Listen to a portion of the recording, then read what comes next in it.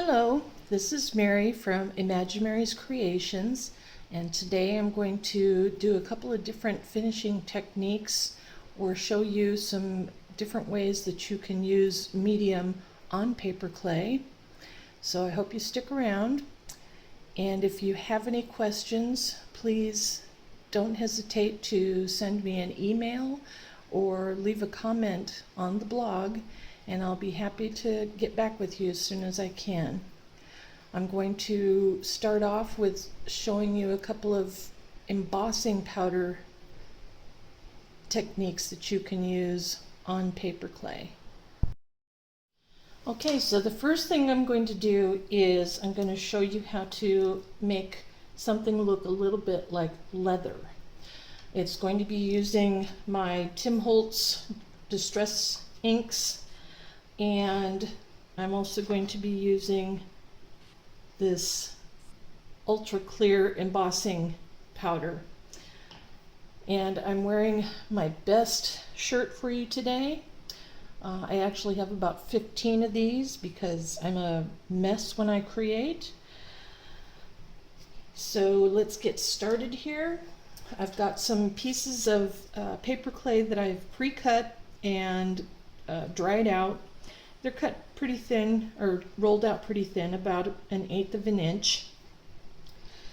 And to make it look like leather, I'm going to start first with my brown ink, or tea dye, and I'm going to ink up my little distribution pad here really good.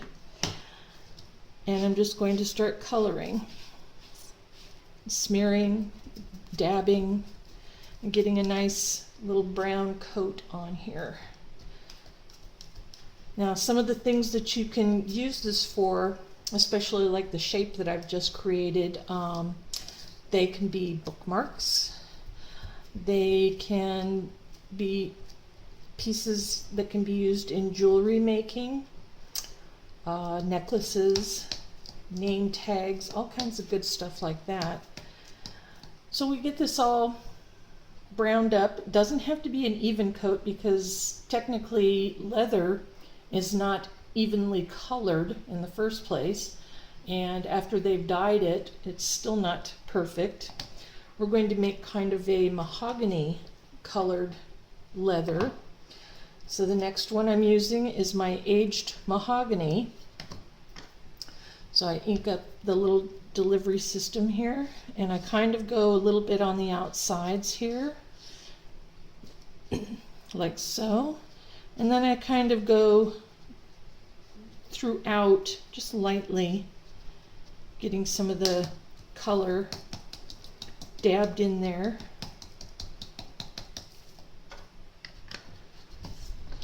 Now, these Distress inks by Ranger and Tim Holtz are water-based, so they stay reactive a little bit longer than, say, the Stays-On inks, which dry pretty darn quick. So I've still got time here with which to put my embossing powder on, and I'm going to go ahead and just dump a bunch on here.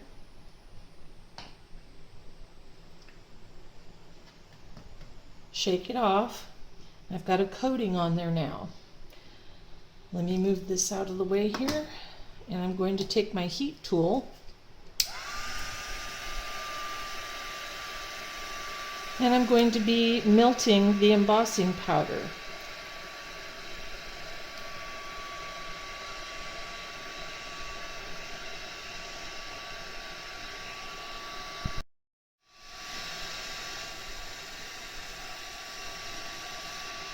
As you can see, it's darkening up a little bit, getting kind of a wet look to the surface.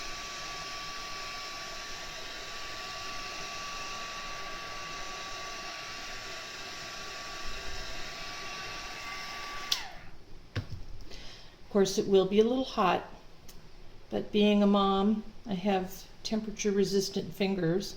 Haha. So I have some on there. It didn't quite get all of it on there. Now I can leave it like this, or I can put on another layer. And what I will do for that is just use a little bit more of my brown ink and go back in here again for a second layer and just get it all over the piece. Then I will come back to my clear embossing powder and load it up again.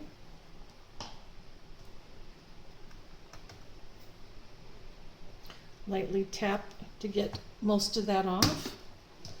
And then I'll go through the drying or the melting process again.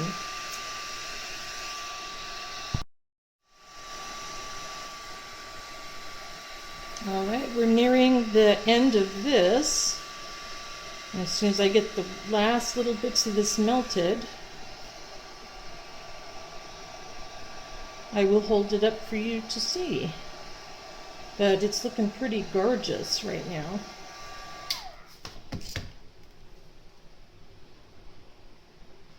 So if we get up here nice and close, you can see a really neat finish on there. You can go as thick as you want or leave it like this. Doesn't matter. However, you finish it to however you want it. But this is now a nice piece that looks like aged leather. And as I said, it can be used for scrapbooking elements, for jewelry pieces. This size right here could just be a bookmark. I can now stamp words on it or attach rusted parts or flowers, whatever, to make this a very nice bookmark. So that's making a leather looking finish on your paper clay. Okay, next up we're going to be doing a all white finish, which can look like a snow surface or enameled or what have you, and it can be used for pretty much the same purposes as we just did the leather. It can be used for scrapbook embellishments and bookmarks and anything else you want to make out of this. But for Christmas time coming up, the clay is already fairly white, but it's not white. Now, if I was going to use other mediums on here, I would start with gesso first, and I would paint it with white gesso to bring out the bright colors of acrylic paints or Neocolor crayons that I'm going to show you a little bit in a few minutes. But because I'm just going to create a white embossed surface, then I'm just going to use white ink first.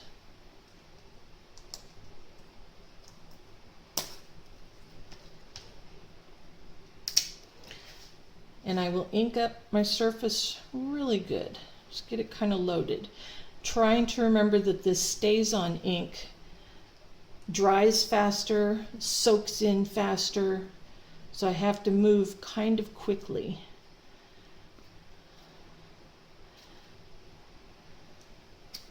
And this one I might have to do a couple of different layers on to get it fully covered, I should say. So we've got some white ink on here now, and moving quickly, I'm going to use, this is Recollections Snow, and it's basically just white embossing powder. Pour it all over. Tap the excess off, move the tray out of the way, and we go into the melting process.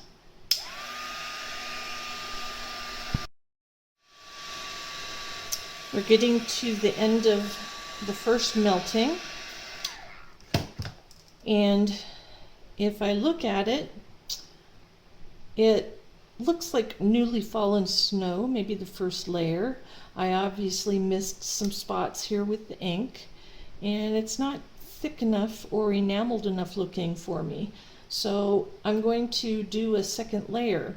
Now I can use the white ink again, or I can just use say, a perfect medium, or I can use Distress Embossing ink, which is clear. I'm going to go ahead and use the perfect medium and cover the surface, and hopefully I'm getting more of the surface done here this way.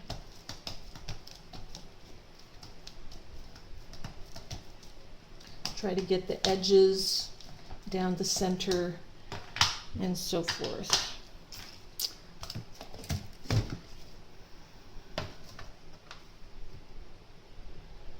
Another layer of white powder. And looky, I dumped the whole thing out. Cool. All right, now I've got a second coating on. And again, we do the melting process.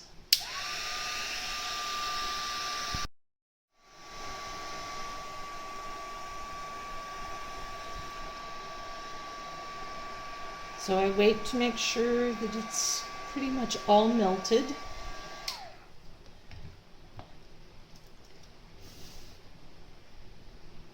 And we're getting closer and closer to a fully enameled look. However, this is looking pretty nice and almost looks like white leather. The things that you can do with this are, if you've made a PaperClay book cover for a journal, this would be a really nice technique to use on it to make it look like white leather. And again, these pieces can be used in in jewelry making and what have you. But I think I'm going to put just one more coat on here. So bear with me, folks.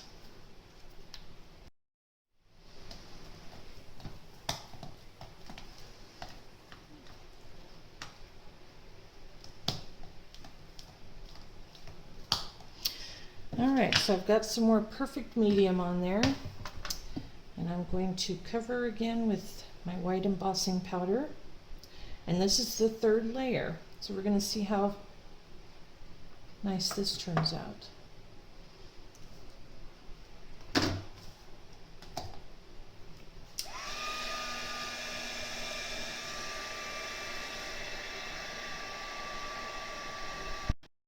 This will be useful for any of your winter scrapbooking efforts or projects that you're working on. You can use this to make a nice white winter surface. So that's white. We've done faux leather, and now I'm going to show you a very neat red that you can use for either Christmas or for Valentine's. Okay, here's a cute little thing you can use for Valentine's Day, or of course by cutting out different shapes and what have you, you can use it for Christmas or any other holiday. But this can make a nice little frame, Valentine frame for, say, a school picture, and once finished all you have to do is put a magnet on the back and you can stick it on the fridge. So the way we're going to get this a really, really cute red is I'm going to use my worn lipstick distress ink from Ranger, and I like to try and match my ink colors to the embossing powder that I'm using. And today here I'm going to be using this cherry red, and we're going to make this shiny and cute. It's going to be a little heart, but you can use this. Say if you're using this heart, this can be a really cute little Valentine's gift. It's good for any time of the year, but especially since Valentine's will be coming up in a couple of months. Those of you who are looking ahead, way, way, way ahead, can go ahead and look at goodies like this. And these are great little crafts that school kids can do. Boy Scout, Girl Scout troops can do a bunch of these, make them for their families. So you see I'm inking all over the front of this and on the inside edges and on the outside edges.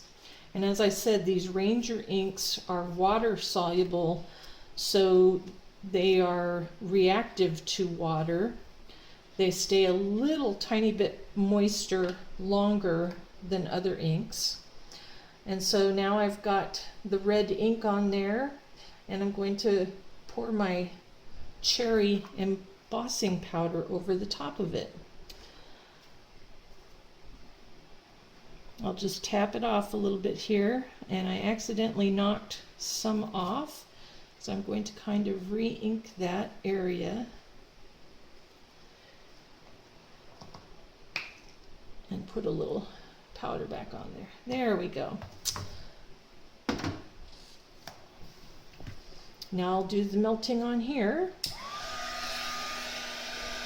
And this one's going to be fairly quick because it's a smaller piece.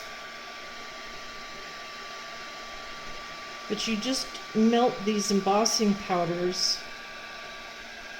You don't want to burn them, so you don't want to stay in one place too long.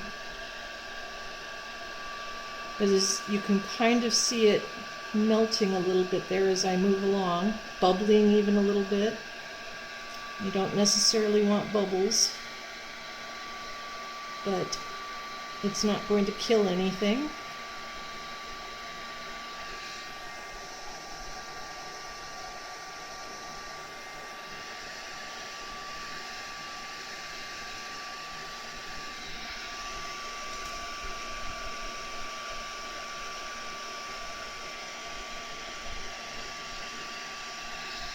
Now look at that. I put a little gidge in it and I didn't want to. So what I'm going to do is let this cool for a second.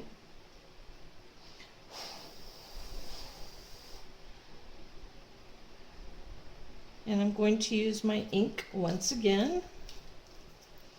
And I'm going to ink that area really good. I'm going to get in some of these other areas here where it's bubbling up. I don't mind the bubbles. I kind of like a distressed look. And these are distressed inks. So we'll put a little more powder on.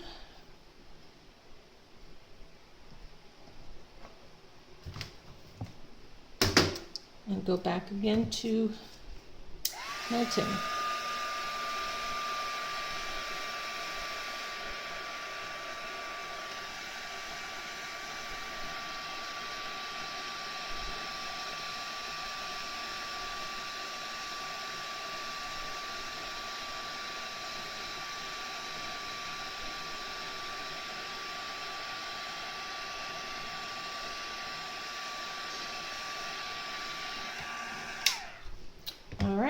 I have the surface all covered now.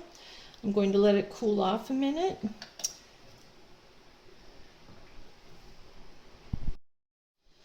So now we have our little embossed heart. And were I going to complete this right this minute, I would also enamel this piece and have a little school picture set inside there, glue the two pieces together, and then mount a magnet on the back, and it can be stuck on the refrigerator with a child's little picture in it.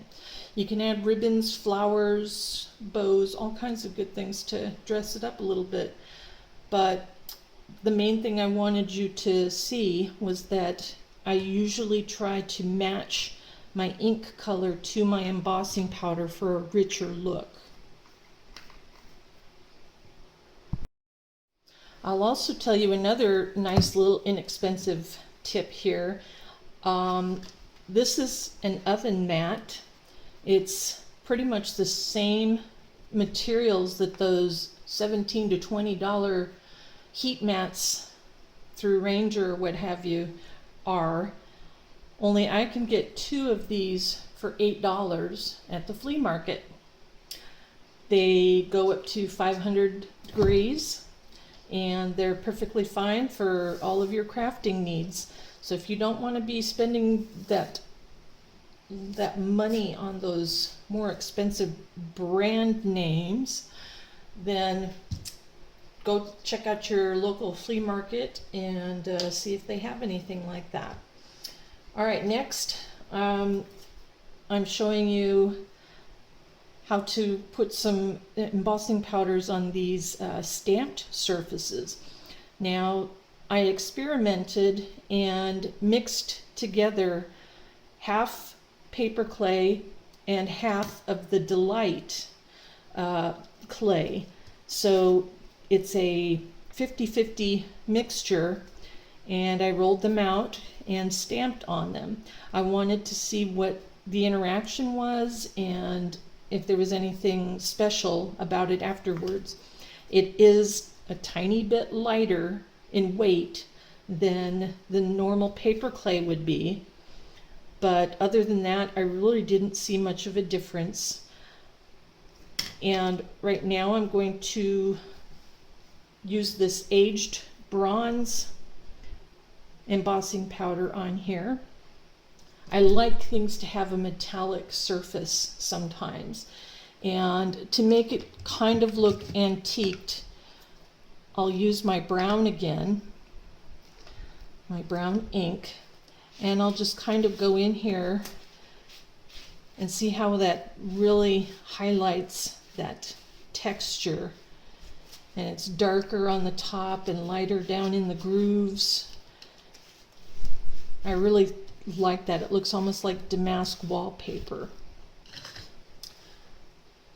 Then I'm going to take my aged bronze embossing powder, and I think I'll just go in certain areas here. I don't want to do the whole thing, just bits and pieces, just where some of the ink went the thickest, and then knock it off, tip it a little bit more. I don't want too much on there. And then we're going to go through the melting process again.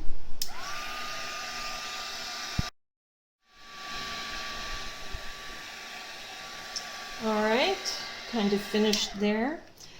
And if you look at that, it's got a beautiful aged finish to it. I just used it in a couple of key locations. And of course, again, if you want to darken some areas up or make the edges heavier with metallic finish, go for it.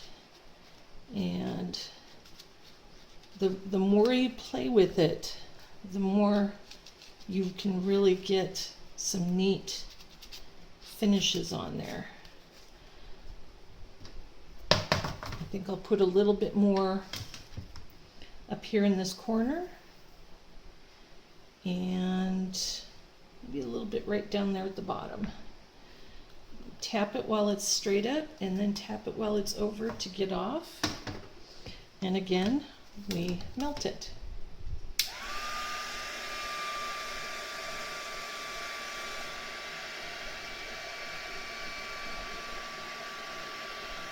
Now there we go. That's what I'm talking about. We're getting a little bit more gilded on here, more metallic looking.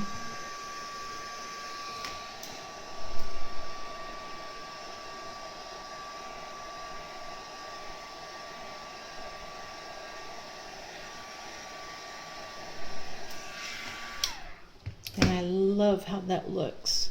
Now this would be a great embellishment for a scrapbooking project or in a journal book, even as a piece of jewelry. You can add more metal embellishments on here, or little paper clay embossed faces, whatever you want to do, but that's a gorgeous vintage looking surface on there now.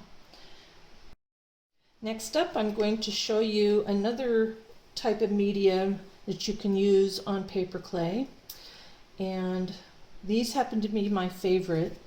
These are Neocolor watercolor wax crayons. There's a name of it right there. I'm hoping it shows up. And these are watercolor crayons, and the colors are just gorgeous, but they're very good for using on paper clay surfaces. And basically I take another stamped piece that I've created, and I can just color on here like so.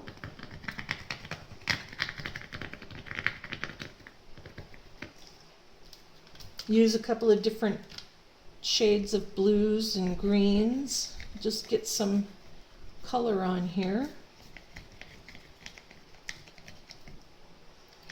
And maybe a really light blue in the background here. Nothing specific. Get a brush with some water on it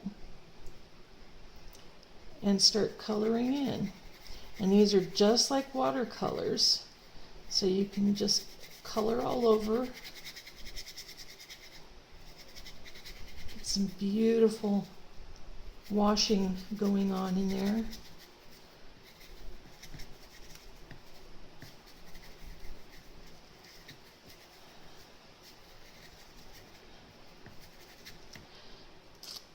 And there you have a really pretty multicolored piece that you can again use for scrapbooking, jewelry making, whatever you want to do. And once this is dry, you can emboss on top of it.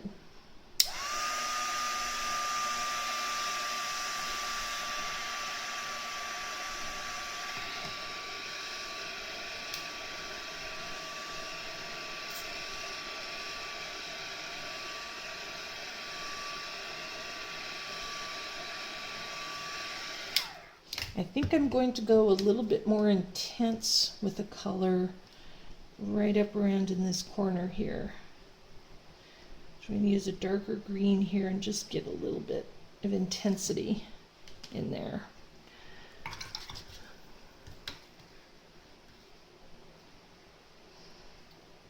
Again, use my brush with some water on it and just play.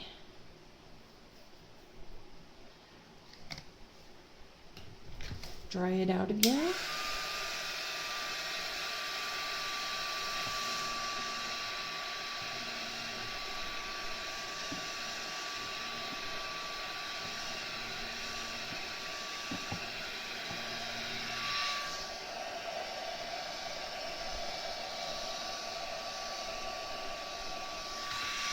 Now, because PaperClay is somewhat of a paper product,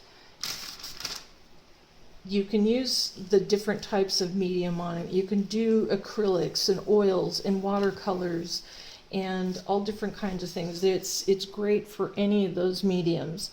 I really like watercolors, and I get that effect with these crayons, and so that to me looks really cool. But another thing I can do to just highlight it a little bit is by using my embossing ink, which is clear basically, and I'm just going to rub it over the tops a little bit because I only want it to get the tips of this stamped image. I don't want to do the whole thing. I'm just rubbing it lightly over the ridges and peaks of this, and then I'm going to again use the aged bronze and put it on here. Tap it a little bit and see it's just stuck to certain places, and I like that. Now I'm going to go ahead and go in and melt this.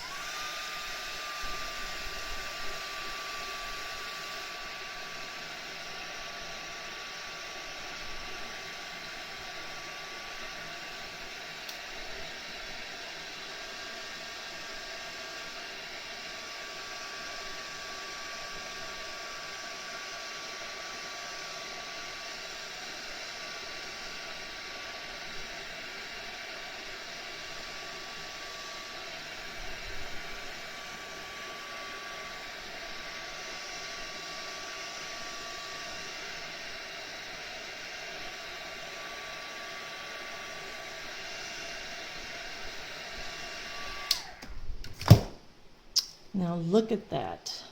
Isn't that gorgeous? Now I can heat this up a little bit more and melt that a little bit more, or I can leave it beady looking like that. But I think I'll Go ahead and melt it a little bit more.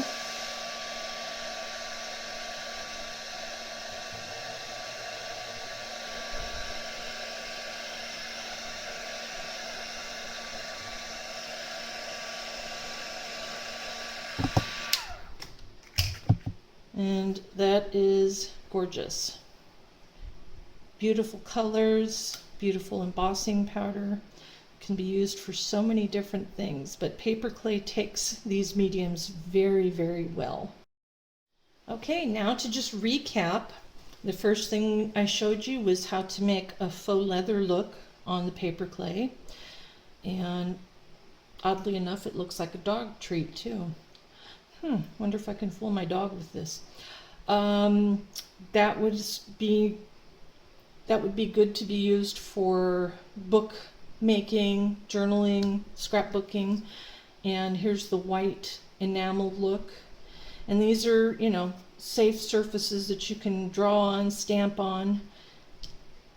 Here's the little red heart that you can turn into, say, a magnet. But this was to demonstrate how to match your ink colors with your embossing powders. And then here was using some stamped clay pieces, and again ink on this one right here, and a nice bronze, antique bronze embellishing powder, or excuse me, embossing powder. And then here was showing you that you can use another different medium, the watercolor crayons, on your PaperClay as well. And again, some more embossing powder. So I hope this gave you some ideas today. And if you have any questions for me, please email me at meriw@cox.net, and I'll be happy to answer your questions.